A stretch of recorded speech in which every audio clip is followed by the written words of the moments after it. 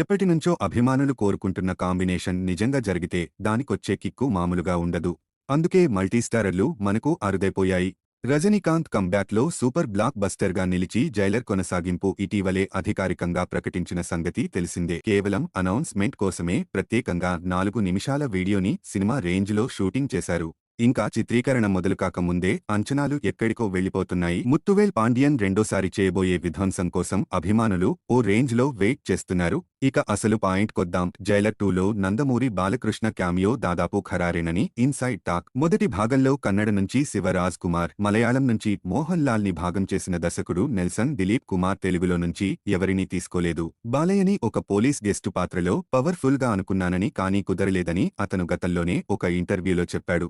ఇప్పుడది కార్యరూపం దాలుస్తోందని చెన్నై రిపోర్ట్. బాలయ్య, రజని మధ్య మంచి స్నేహం ఉంది. స్వర్గీయ ఎన్టీఆర్ శతజయంతికి సూపర్ స్టార్ ముఖ్య అతిథిగా వచ్చినప్పుడు అన్నీ దగ్గరుండి చూసుకున్నది బాలయ్యేట్. ఇప్పుడిది నిజమైతే మాత్రం బ్లాస్ట్ మామూలుగా ఉండదు. ఈ కారణంగానే డాకు మహారాజ్ తమిళ వెర్షన్ రిలీజ్ సందర్భంగా నెల్సన్ దిలీప్ కుమార్ ట్వీట్ చేశాడనే కోణం అభిమానుల్లో ఉంది. రజని తెలుగు హీరోలతో కొన్నిసార్లు స్క్రీన్ షేర్ చేసుకున్నారు. కాళీలో చిరంజీవి, టైగర్లో దివంగత ఎన్టీఆర్, కథానాయకుడులో జగపతిబాబు. ఇద్దరు అసాధ్యులేతో పాటు మరికొన్ని సినిమాల్లో కృష్ణతో ఇలా మంచి హిట్లలో భాగమయ్యారు. బాలయ్య కాంబో మాత్రం కుదరలేదు. జైలర్ 2 కనుక దానికి వేదికైతే సంచలనాలు మామూలుగా ఉండవు. Just Anirudh back ground score ని ఊహించుకున్నా గూస్ బంప్స్ వచ్చేస్తాయి.